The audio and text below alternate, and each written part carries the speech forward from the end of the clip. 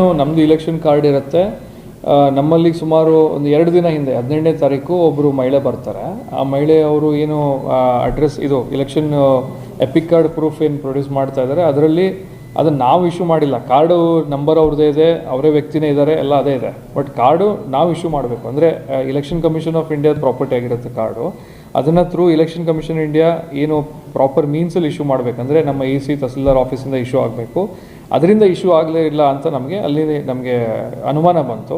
ಆ ಕಾರಣಕ್ಕೆ ನಮ್ಮ AC ಅವರು ಸಹಿತ ನಮ್ಮ ತಹಸೀಲ್ದಾರ್ ಅವರಿಗೆ ಕನ್ಸರ್ನ್ಡ್ ಅಂಜುಮನ್ ಕಾಂಪ್ಲೆಕ್ಸಲ್ಲಿ ಅವ್ರದ್ದು ಒಂದು ಕಂಪ್ಯೂಟರ್ ಸೆಂಟರ್ ಇದೆ, ಅಲ್ಲಿ ಒಬ್ಬರು ಮೊಹಮ್ಮದ್ ಅಲಿ ಅನ್ನೋರು ಇರ್ತಾರೆ, ಅವ್ರಿಗೆ ಕಳಿಸ್ಕೊಟ್ಟಿದ್ರು.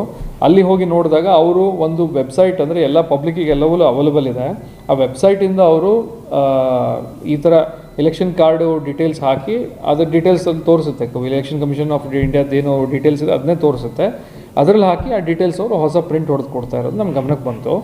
ಇದು ಇಲೆಕ್ಷನ್ ಕಾರ್ಡ್ ಅದೇ ಇದ್ದರೂ ಅವ್ರದ್ದೇ ಆಗಿದ್ದರೂ ಸಹಿತ ಈ ಥರ ಬೇರೆ ವ್ಯಕ್ತಿಯೊಬ್ಬರು ಪ್ರಿಂಟ್ ಮಾಡಿ ಕೊಡೋದಕ್ಕೆ ಇಲ್ಲೀಗಲ್ ಆಗುತ್ತೆ. ಸೊ ಮತ್ತು ಕೆಲವೊಂದು ಕಡೆ ಈ ಥರದ್ದು ಮುಂದೆ ಸಹಿತ ಆಗಬಾರ್ದು, ಎಲ್ಲರಿಗೂ ಅವೇರ್ನೆಸ್ಸು ಬರಬೇಕು, ಅದು ಭಾಳ ಇಂಪಾರ್ಟೆಂಟ್ ಆಗುತ್ತೆ. ಸೊ ಏನೇ ಇದ್ರೂ ಸಹಿತ ನಮ್ಮ EROs AEROs ಅಷ್ಟೇ ಇಶ್ಯೂ ಮಾಡಬೇಕಾಗುತ್ತೆ. ಎಲೆಕ್ಷನ್ ಕಾರ್ಡ್ ಏನಿದೆ ಇನ್ನೊಬ್ಬರು ವ್ಯಕ್ತಿ ಅದನ್ನ ಇಶ್ಯೂ ಮಾಡೋಕ್ಕಾಗಲ್ಲ. ಆ ಜೆನ್ಯೂನ್ ಕಾರ್ಡ್ ಇದ್ದರೂ ಸಹಿತ ಅದೇ ವ್ಯಕ್ತಿ ಅದೇ ಇಲೆಕ್ಷನ್ ನಂಬರ್ ಇದ್ದರೂ ಸಹಿತ ಬೇರೆಯವ್ರು ಅದನ್ನ ಇಶ್ಯೂ ಮಾಡೋಕ್ಕಾಗಲ್ಲ.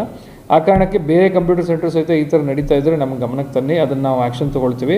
ಈ ವಿಚಾರ ನಮ್ಗೆ ಗೊತ್ತಾದ ಕೂಡ ಇಮಿಡಿಯೇಟ್ಲಿ ನಾವು ಸೈಬರ್ ಸೆಲ್ಲಲ್ಲಿ ಇದನ್ನ ಕಂಪ್ಲೇಂಟ್ ಮಾಡಿದ್ವಿ ಹುಬ್ಳಿ ಸೈಕಲ್ಲಿ. ಯಾಕಂದರೆ ಇದು ಸೈಬರ್ ಕ್ರೈಮೂ ಆಗುತ್ತೆ. ಈ ಥರ ವೆಬ್ಸೈಟನ್ನು ಒಂದು ವೆಬ್ಸೈಟನ್ನು ಬಳಸಿ ಫೇಕ್ ಕಾರ್ಡು ಅದು ಜನರೇಟ್ ಆದಂಗೆ ಆಗುತ್ತೆ. ಅದರಿಂದ ಅದು ವೆಬ್ಸೈಟು ಇನ್ವಾಲ್ವ್ ಆಗಿದ್ದಕ್ಕೆ ನಾವು ಸೈಬರ್ ಸೆಂಟ್ರಲ್ಲಿ ಅದನ್ನ FIR ನಮ್ಮ ತಹಸೀಲ್ದಾರ್ ಧಾರವಾಡ ಅವರು ರಿಜಿಸ್ಟರ್ ಮಾಡಿದ್ದಾರೆ. ಅದೇ ರೀತಿ ಆ ವ್ಯಕ್ತಿಯನ್ನು ಸಹಿತ ಅವರು ಪೊಲೀಸರು ಅರೆಸ್ಟ್ ಮಾಡಿದ್ದಾರೆ. ಮತ್ತು ಅವ್ರದ್ದು ಏನು ಕಂಪ್ಯೂಟರ್ಸ್ ಇದೆ ಮತ್ತು ಪ್ರಿಂಟರ್ಸ್ ಇದೆ ಏನು ಬಳಸಿದ್ದಾರೆ ಅದನ್ನೆಲ್ಲ ನಾವು ಸೀಸ್ ಮಾಡಿ ಈಗ ಅದು ಇನ್ವೆಸ್ಟಿಗೇಷನ್ ನಡೀತಾರೆ. ಮಾಲೀಕತ್ವ ಯಾರು ಇನ್ನೊಬ್ಬರು ಪ್ರೈವೇಟ್ ಯಾರೋ ಮಾಲೀಕತ್ವ ಇದೆ, ಬಟ್ ಅಲ್ಲಿ ಇವರೇ ಎಲ್ಲ ನಡೆಸ್ತಾ ಇರೋದು ಅಂಗಡಿ ಮೊಹಮ್ಮದ್ ಅಲಿ ಅನ್ನೋರು ಅಂತ ನಮಗೆ ಈಗ ಇನ್ವೆಸ್ಟಿಗೇಷನ್ ಮಾಡಬೇಕು. ನಮಗೆ ಇದು ಒಂದೇ ಕಾರ್ಡ್ ಈಗ ನಮಗೆ ಅವೈಲೇಬಲ್ ಇದೆ, ನಮಗೆ ಗೊತ್ತಾಗಿರೋದು ಇದೊಂದೇ ಕಾರ್ಡ್ ನಮಗೆ ಸಿಕ್ಕಿರೋದು, ಎವಿಡೆನ್ಸ್ ಇರೋದು. ಸೊ ಬೇರೆ ಏನಾದ್ರು ಮಾಡಿದರೆ ಈಗ ಅದನ್ನ ಫರ್ದರ್ ಇನ್ವೆಸ್ಟಿಗೇಷನ್ ಗೊತ್ತಾಗುತ್ತೆ. ಅದು